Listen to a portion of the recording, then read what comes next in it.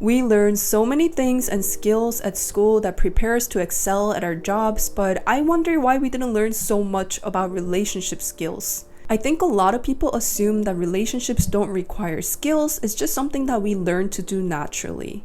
And while some aspect of this may be true, there are some relationship skills that people don't learn well into their 20s, 30s, 40s, or even older, only to look back and realize that they could have had much better relationships had they known these skills. So today, we're going to discuss some of the most critical relationship skills that you need to develop sooner than later. The first relationship skill that you need to develop is setting boundaries. When it comes to relationships, a boundary can be defined as a line that distinguishes where the other person ends and where I begin. Personally, boundary is something that I struggled a lot as an adult, as I didn't have really good examples of boundary settings in healthy relationships, and it was something that I had to learn conceptually as an adult. And if you're someone like me who didn't learn about good boundary setting, then chances are you're going to struggle in this area a little bit, and this concept may even feel very foreign to you.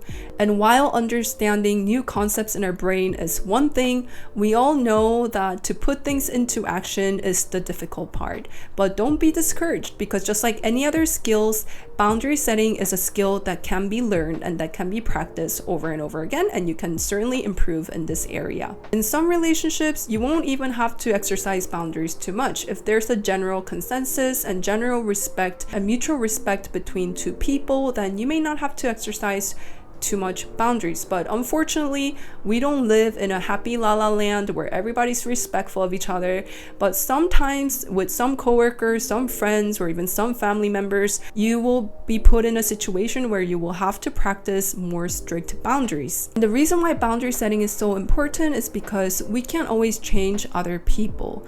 But what we can do is we can change how we respond. So either not reacting to what they say or minimizing our contact with them and making sure that we only interacting with them at a professional level. All of these are things that you can do on your end to make sure that you protect yourself. So if you're someone who's not used to the concept of boundaries, then shifting perspective to view it as something positive, something that's going to help you and not destroy you, is going to help you a lot. When you have weak boundaries, you're going to be a lot more susceptible to enmeshment, manipulation, abuse, or even people who want to just take advantage of you. And as I said, while we cannot change other people's behaviors, boundary is something that we can enforce on our end to protect ourselves from other people who may have different motives. The next relationship skill you need to develop is learning how to say the big N-O word, no. If you are a recovering people pleaser, or you have a good girl syndrome, good boy syndrome, then you're probably going to have a hard time saying no to people. While this is not something that you can change overnight, there are certain things that you can do to get better at saying no and not feel guilty about doing so. One thing that you can practice as someone who has a hard time saying no is to delay your answer and not giving your yes right away. As an example, if someone invited you to like a night out or a birthday party and you're not sure if you want to go yet, maybe because you don't know this person very well yet, or maybe you may have different plans. Instead of saying yes, you can simply say something like, hey, I would love to celebrate with you, but can I check my schedule and get back to you by Friday evening? So something like this would help you actually delay the response. You don't want your yeses to be like a half-hearted yes, like, okay, maybe I'll just go do it, but you want to make sure that if you are to say yes to someone, that it's going to be a sincere, enthusiastic yes. So this will help you not make decision out of peer pressure or not make decision out of people pleasing, but just to make sure that your yes is an enthusiastic yes and your no is a deliberate no. The next relationship skills is to take relationships slowly. When we first meet someone, whether it be romantic interest or friendship, it's so easy to get swept off our feet, especially if you guys have great chemistry and you want to like share all of your life stories and talk about your childhood memories and all that, and I get it.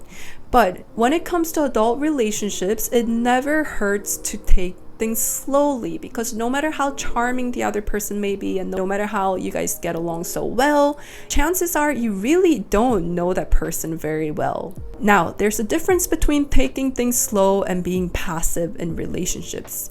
You can still be very proactive in building new relationships, going out for lunches and meeting new people and getting to know them, but taking things slowly means to open your heart slowly. You first want to assess the trustworthiness of the person and only share deeper things as the relationship also matures. The level of information that you share with the new friendship or the new person should be commensurate with the level and the depth of the relationship. When you rush into a relationship or overshare at an early stage, you're taking a much bigger risk by exposing too much of yourself too fast. And often this doesn't always lead to good results because there is no guarantee that that person is going to be in your life long term, and you never know what they're going to do with the information they have in hand.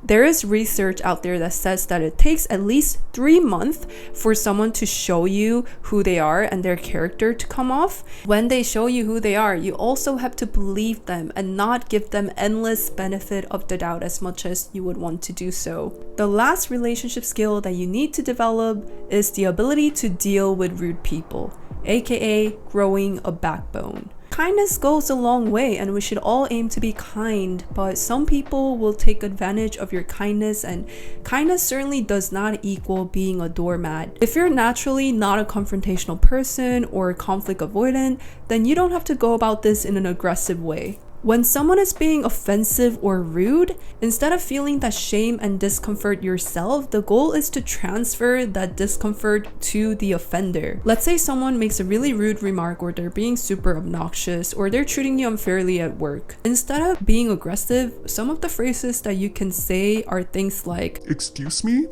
Can you elaborate what you mean by that? Wow, that is very disrespectful." Or another good way is to simply not respond and just hold your gaze with them the whole time, like this. This will put them in their place, and the silence speaks so much louder than words sometimes. It will make them reflect and think about the words that they say. Because most of the time when people are being rude, or they're saying things, or they're acting in certain ways like an immature adult, they don't even know the repercussion of their words or their actions. A lot of times they're acting subconsciously because that's how they express their anger. That's how they dealt with fear or frustration. So by simply reacting with silence, it will give them some food for thought.